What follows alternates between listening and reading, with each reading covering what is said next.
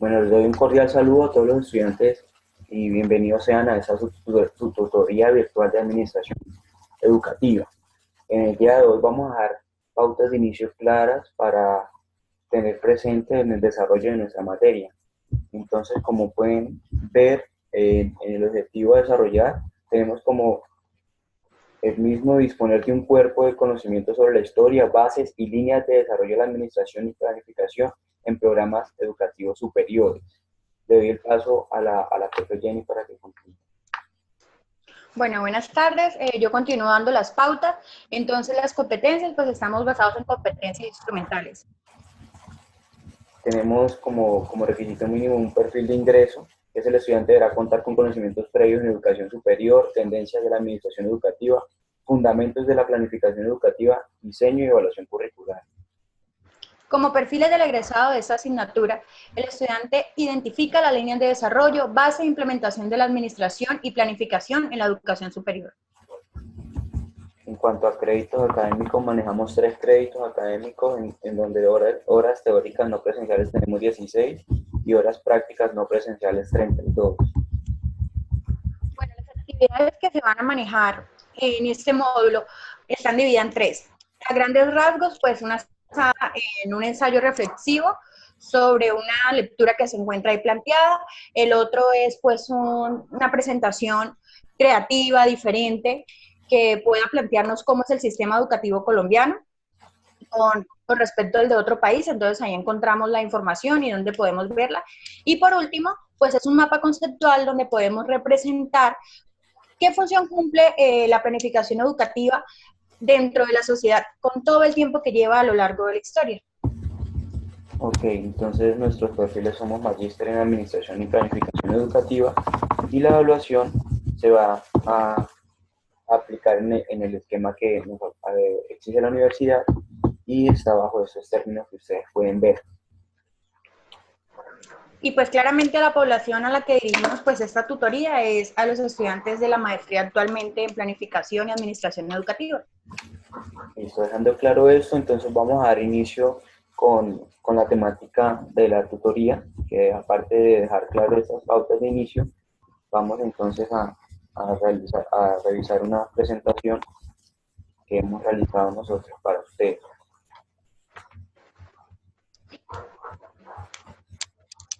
Bueno, pues igual la idea de esta tutoría es como dar un punto de partida sobre los conocimientos de lo de la planificación educativa, las generalidades y todo lo demás que esto implica.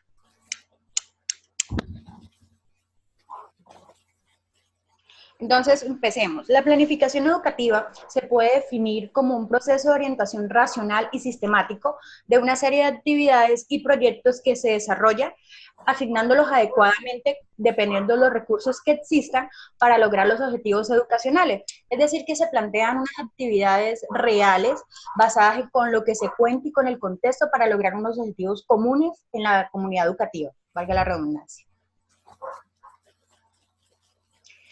Otro significado de la planificación la podemos interpretar como una función que está directamente ligada a las estrategias para alcanzar los objetivos, muy similar a la que acabamos de plantear. También está basada en procesos de racionalidad, de diagnóstico y de organización. Los procesos de racionalidad están definidos en función de la utilización de recursos, es decir, en la optimización de estos. El diagnóstico, pues, es el conocimiento de la realidad, del contexto, del entorno en el cual se encuentra la institución educativa. Y la organización para seleccionar las alternativas de políticas y de programas que nos permitan a través de actividades llegar a la finalidad o alcanzar el logro propuesto.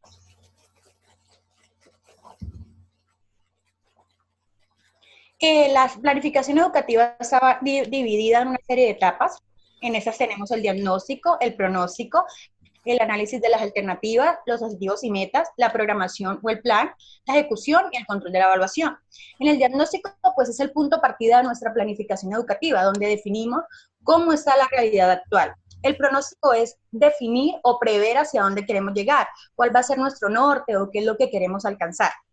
Ya teniendo una vaga idea de nuestro fin, podemos analizar las alternativas o los caminos que mejor nos puedan indicar a llegar a ese objetivo, planteando un objetivo real y claro, con unas metas, con fechas a corto, largo plazo y con un índice o cantidad cualitativo, Además, ya teniendo todo eso, podemos hacer la programación o el plan que se debe ejecutar y que a su vez se tiene que hacer un control de evaluación, cosa muy importante, porque con este control de evaluación podemos determinar si los procesos a lo largo de su desarrollo sí están cumpliendo las ideas para las cuales fueron desarrollados y si no podemos hacer los replanteos o las adecuaciones según lo necesitemos. Ok, Dentro de los modelos de la planificación educativa encontramos dos modelos. Encontramos el modelo tradicional que concibe la enseñanza como un arte. Siendo o siguiendo esta lógica, el profesor pues sería el artesano y además es el eje central de todo este tipo de modelo. Él se encarga de darle a los estudiantes todos los contenidos y todos los saberes. Además, busca desarrollar al hombre para que él trascienda y pueda ayudar a la sociedad. Este modelo tradicional tiene aspectos negativos. Uno de ellos es que el alumno trata de o adquiere los conocimientos de forma memorística, sin darle como una aplicación o un uso real, sino solo como una información que se almacena en su cerebro. Además, el aprendizaje es pasivo, es bastante recto, plano, no genera como un poco de interés o de situaciones alternas que puedan mejorar la educación. Y el alumno, al ser solo una persona que escucha, porque el eje central de todo este proceso es el educador, pues solo va a utilizar su escucha, no va a haber un canal de comunicación de parte y parte, sino él solo se va a centrar a absorber y absorber conocimiento. En el modelo conductista, la función de la escuela va más allá, va con el fin de transmitir saberes que puedan ser aceptados socialmente, pero de forma progresiva. Va alcanzando unos niveles de dificultad a medida que va pasando el tiempo, es escalonado. Ese aprendizaje es mucho más activo, así que el estudiante puede asimilar verdaderamente los conocimientos. No solo los almacena, sino que los asimila determinando cuál es su función en la vida real, en qué aspectos se puede tener y los puede generar como competencias. Y este modelo está basado en objetivos, en fines que se pueden plantear a plazos determinados. ok, entonces asimilando todas estas concepciones y estos referentes de planificación educativa, asimilamos entonces también concepciones de planificación en la educación superior. Y es entonces donde determinamos que toda la dinámica de la evolución social, económica, política, cultural, enmarcada en los términos de la globalización, plantea entonces nuevos roles, nuevos retos, acordes e inmersos en la calidad, en los procesos de la calidad educativa, ¿sí? Estos basados en términos organizacionales y de gestión. Es entonces también donde analizamos que la UNESCO impulsa políticas públicas que garantizan dichos escenarios de calidad educativa a medida también de que se va entendiendo la internacionalización de la educación. Es entonces donde asimilamos y toma validez la planificación educativa, pues se convierte en una herramienta que permite trazar objetivos alcanzables, medibles y evaluables desde lo administrativo, organizacional y gestión que genere escenarios de calidad educativa, ¿cierto? Llevándose o convirtiéndose de forma precisa, generando procesos de conducción de manera precisa. Bueno, para ser más específicos entonces en esos términos de planificación de la educación superior, estipulamos que hay varios aspectos y encontramos como el qué enseñar, ¿sí? Y como plantea Ander Egg, entonces decimos que hay unos objetivos generales de esta etapa y es desde el ámbito conceptual, procedimental y actitudinal, donde cada uno de esos toma validez y sentido en aras de que haya una educación integral. Por eso es necesario partir de los hechos desde un ámbito conceptual, desde qué puede hacer el estudiante en el ámbito procedimental y desde qué forma axiológica proceda entonces a hacer esto o aplicar estos conocimientos.